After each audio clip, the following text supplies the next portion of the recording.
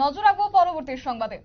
একদিকে যখন দেশ জুড়ে ভোট আবহ, ভোট পরিস্থিতি, ঠিক অন্যদিকে এই ভোট মরশুমে এবার সন্দেশখালী থেকে উদ্ধার হলো বিদেশি বন্দুক। তবে এবার সন্দেশখালী থেকে উদ্ধার হওয়া সেই বিদেশি বন্দুক নিয়ে পৃথক তদন্তে নামতে চাইছে সিবিআই। কোথা থেকে আসলো এই বিদেশি বন্দুক? তাহলে কি বাংলাদেশ হয়েই সন্দেশখালীতে নিয়ে আসা হয়েছে সেই বিদেশি বন্দুক? বিদেশি বুলেট উদ্ধার হওয়ার পর এবার চিন্তায় সিবিআই গোয়েন্দারা। গোটা বিষয় সম্পর্কে সরাসরি চলে যাবো, আমাদের সাথে রয়েছে এক্সিকিউটিভ এডিটর নীল বণিক। কি বলছে শুনবো। নীল, সন্দেশখালী থেকে উদ্ধার হয়েছে বিদেশি বন্দুক এবং সেক্ষেত্রে এবার সিবিআই পৃথক পৃথক তদন্তে নামতে চাইছে। এখনো পর্যন্ত তুমি কি আপডেট পাচ্ছ? দেখো, গতকাল থেকে সন্দেশখালীতে যে টানা অস্ত্র উদ্ধার হয়েছে, সেই টানা অস্ত্রের মধ্যে বেশ কয়েকটি বিদেশি বন্দুক পাওয়া গেছে এবং পুলিশ যেই রিভলভার গুলি ইউজ করে বা পিস্তল গুলি ইউজ করে, সেই পিস্তলও একটা পাওয়া গেছে। সিবিআই এখন যেটা ভাবছে তিনটে জিনিস। একটা হচ্ছে পুলিশের ব্যবহারকারী পিস্তল, সেই কোম্পানির পিস্তল কিভাবে শাহজাহান পেল, এটা একটা সিবিআই এর কাছে পয়েন্ট।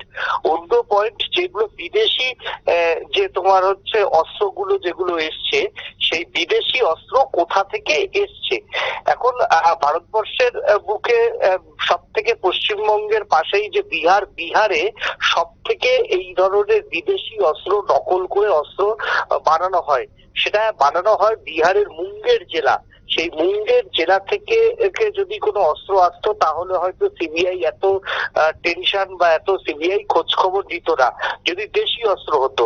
কিন্তু মুঙ্গের নয়, একেবারে বিদেশের লোগো ছাপ দেওয়া বিদেশি পিস্তল, সেই পিস্তল কোথা থেকে আসলো তাই কিন্তু ভাবাচ্ছে সিবিআই কে। পাশাপাশি আরো একটা জিনিস হচ্ছে, যে বিলগুলো পাওয়া গেছে, অর্থাৎ এই যে বিদেশি অস্ত্র চলতে গেলে কিছু দেশি অস্ত্র ছিল এবং সেই দেশি অস্ত্রগুলো চলতে গেলে যে গোলা বারুদ লাগে, সেই গোলা বারুদ কোথা থেকে এসছে সেটাও কিন্তু তদন্তকারীরা ভাবছে। যেটা সিবিআই সূত্রে খবর পাওয়া যাচ্ছে যে বন্দুকটা দেশি বন্দুক ছিল, সেই দেশি বন্দুকের যে পিস্তলের গুলি, সেটা কলকাতার একটি বিখ্যাত দোকান থেকে কেনা হয়েছে এবং তার বিল পর্যন্ত পাওয়া গেছে। সেই বিল শেখ শাহজাহানের নামেই হয়েছে বলে তৃণমূল কংগ্রেসের অন্যতম সন্দেশখালীর নেতা, ব্লক প্রেসিডেন্ট তৃণমূল কংগ্রেসের মমতা এবং অভিষেকের নয়নের মণি, শেখ শাহজাহানের নামেই বিল করা রয়েছে। এই বিল ইতিমধ্যেই সিবিআই গতকালের তল্লাশিতে পেয়েছে এবং সিবিআই যেটা দেখছে যে বিল পেলেতে হলো না, যে সেই বিল নিয়ে সেই দোকানের মালিককে হয়তো বা সিবিআই টানবে। তার কারণ হচ্ছে, বিলের মধ্যে যে বন্দুকের জন্য গুলি নিয়ে যাওয়া হয় বা কার্তুজ নিয়ে যাওয়া হয়, সেই বন্দুকের নাম্বার কিন্তু বিলে লেখা থাকে নিয়ম অনুযায়ী এবং তার মডেল নাম্বার লেখা থাকে। কিন্তু সেই বিলের মধ্যে কেন মডেল নাম্বার এবং সেই বন্দুকের নাম্বার লেখা নেই, তা নিয়েই কিন্তু ভাবছে কেন্দ্রীয় গোয়েন্দা সংস্থার আধিকারিকরা। তারা যেটা মনে করছে, অর্থাৎ শাহজাহানের কাছে এমন অনেক বুলেট তোমার অস্ত্র ছিল, যেই অস্ত্রর আদতে কোনো লাইসেন্স নেই, কিন্তু লাইসেন্স না থাকা সত্ত্বে কিন্তু একজন মানুষ কলকাতায় যে রেপুটেড লালবাজারের সামনে বেশ কিছু অস্ত্রের দোকান আছে, যারা একমাত্র লাইসেন্সধারীদের কাছেই গোলা বারুদ বিক্রি করতে পারে, তারা লাইসেন্স ছাড়া কিভাবে শেখ শাহজাহানের কাছে এই গোলা বারুদ গুলি বিক্রি করলো। এটাই কিন্তু সিবিআই এখন সব থেকে বেশি ভাবছে। তাহলে শাহজাহান কত বড় প্রভাবশালী, শাহজাহান কাছে যদি লাইসেন্স আছে কি নেই সেটা পরের ব্যাপার, সেটা তদন্তে উঠে আসবে।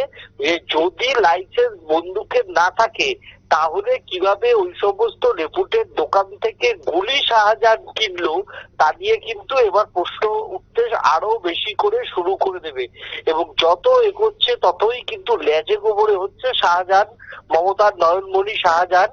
এবং যেটা সিবিআই সূত্রের খবর, সন্দেশখালী থেকে দুবার ঢিলছোড়া দূরত্বেই বাংলাদেশ সীমান্ত, আর বাংলাদেশ সীমান্ততে বাংলাদেশের সব থেকে বেশি বেআইনি অস্ত্র বিভিন্ন মধ্যপ্রাচ্য থেকে আসে এবং সেই মধ্যপ্রাচ্য থেকে বাংলাদেশের ঢাকায় এসছে।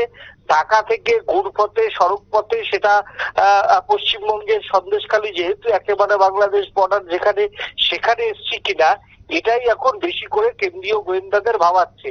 এবং কেন্দ্রীয় গোয়েন্দাদের কাছে এটাও কেন্দ্রীয় গোয়েন্দারা জানেন যে বেশ কিছু আন্তর্জাতিক দুষ্কৃতী বা আন্তর্জাতিক অস্ত্র কারবারি তাদের কিন্তু একটা ঢাকার সঙ্গে যোগাযোগ থাকে। সেই সমস্ত আন্তর্জাতিক পর্যায়ের যারা দুষ্কৃতী আছে তাদের সঙ্গে শেখ শাহজাহানের কোনো যোগসূত্র আছে কিনা, যোগসূত্র থাকুক বা নাই থাকুক, সিবিআই কিন্তু এখন সন্দেহ করবে, যেহেতু তার বাড়িতে সেই বিদেশি অস্ত্রটা পাওয়া গেছে। তাই সিবিআই সমস্ত দিকেই খতিয়ে দেখবে। তো সেই সমস্ত অস্ত্র ব্যবসায়ীদের সঙ্গে শাহজাহানের কোনো বন্ধুত্ব ছিল কিনা, ইনফিল্ট্রেশন করে সেই সমস্ত অস্ত্র দিনের পর দিন বসিরহাট মহকুমাতে ঢোকানো হয়েছে কিনা, এইগুলোই কিন্তু এবার কেন্দ্রীয় গোয়েন্দা সংস্থা অর্থাৎ সিবিআই কিন্তু দেখছে। পাশাপাশি সিবিআই যেটা আরো ভাবছে যে এই যে শাহজাহান মোল্লা যাকে গ্রেপ্তার করা হয়েছে তার সাগরেদদের কাছে কত অস্ত্র আছে, সেই অস্ত্র যদি উদ্ধার করতে হয় ঠিকঠাক ইনফরমেশন নিয়ে, কারণ সিবিআইর জন্য বাংলার সরকার কিন্তু ফুল ছিটিয়ে দিয়ে বসে থাকবে না, তৃণমূল কর্মীরা কিন্তু ফুল ছিটিয়ে দিয়ে বসে থাকবে না। তার বিগত কয়েকটা উদাহরণ কিন্তু আমরা দেখেছি।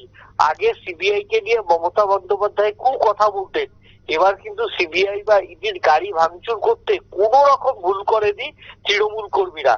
তাই তৃণমূল কর্মীরা সিবিআই ইডির জন্য ফুল সাজিয়ে রেখে দেবে তদন্তে, এটা হতে পারে না।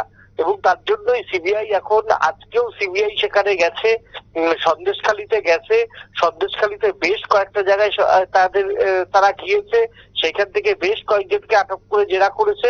অর্থাৎ সন্দেশখালী নিয়ে কিন্তু এই মুহূর্তে সিবিআই অন্দরে যে ব্যস্ততা সেটা অনেকটাই তুঙ্গে। যত সময় যাবে ততই কিন্তু এই সন্দেশখালীর শেখ শাহজাহানের কিন্তু আরো ফানুস বাংলার জনগণ তথা ভারতের জনগণের সামনে চলে আসবে বলে মনে করছেন রাজনৈতিক মহলের একাংশ।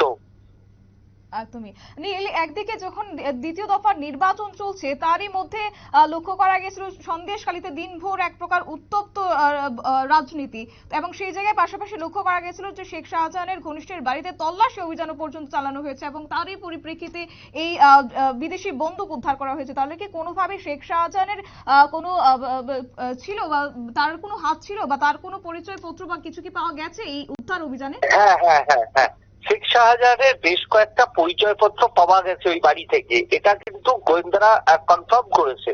এবং শেখ শাহজাহানের নামে কয়েকটা বিল পাওয়া গেছে। তার জন্যই কিন্তু শেখ দেখো, সন্দেশখালীতে অস্ত্র উদ্ধার হওয়া, সন্দেশখালীতে বোমা উদ্ধার হওয়া মানেই তো সবকিছুর মাস্টার মাইন্ড শেখ শাহজাহান হবে তার কোনো মানে নেই। একজন অভিযুক্তকে বিচারের আগেই তার বিচার করাটা ঠিক নয়, কিন্তু যেহেতু তিনি যার বাড়ি থেকে উদ্ধার হয়েছে সেখানকার স্থানীয় তৃণমূল নেতার তিনি আত্মীয়, এবং সেই তৃণমূল নেতা শেখ শাহজাহানের খুব ঘনিষ্ঠ। এবং পাশাপাশি যেটা পাওয়া গেছে যে শেখ শাহজাহানের নামে দু একটা বিল পাওয়া গেছে, যেই বিলে পরিষ্কার শেখ শাহজাহানের নামে লেখা আছে। তার জন্যই এই ঘটনার সঙ্গে শেখ শাহজাহানকে এবার জুড়ে দেবে কেন্দ্রীয় গোয়েন্দারা।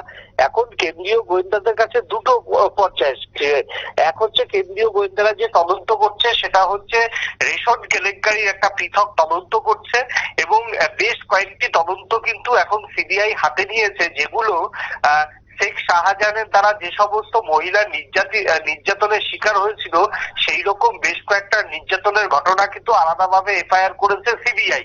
এখন হচ্ছে সিবিআই আরো একটি আলাদাভাবে এফআইআর করবে কিনা, যদি এফআইআর করে তাহলে শেখ শাহজাহানের যে কপালে আরো বেশি দুঃখ আছে সে কথা বলার অপেক্ষা রাখে না।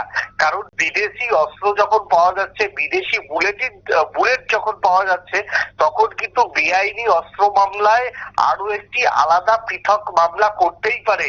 তাতে কিন্তু আইনের সিবিআইয়ের কোনো হাত পা বাধা নেই। খুব বড় জরুরি, যেহেতু প্রথম তদন্তটা সিবিআই কলকাতা হাইকোর্টের নির্দেশে করছে, তাই তারা এফআইআর করে হয়তো কলকাতা হাইকোর্টকে অবগত করতে পারে this is the largest conspiracy, এবং এটা দেশের সুরক্ষা বিধির জন্য অত্যন্ত ভয়ানক। তাই তারা এই অস্ত্র মামলায় একটি আলাদা তদন্ত করে, আলাদা তদন্তের একটি বোর্ড তৈরি করে তারা প্যারালালি এই মামলা থেকে, মূল মামলা থেকে সরে গিয়ে এইটা একটা আলাদা মামলা করবে। সেটা সিবিআই করতেও পারে, সিবিআই আদালতে আবেদন করেও করতে পারে, সিবিআই আদালতে আবেদন না করে তদন্ত এফআইআর করে পরে সেটাকে আদালতকে জানাতে পারে। সিবিআই হাতে সব রকম অস্ত্র কিন্তু এই মুহূর্তে দেওয়া রয়েছে।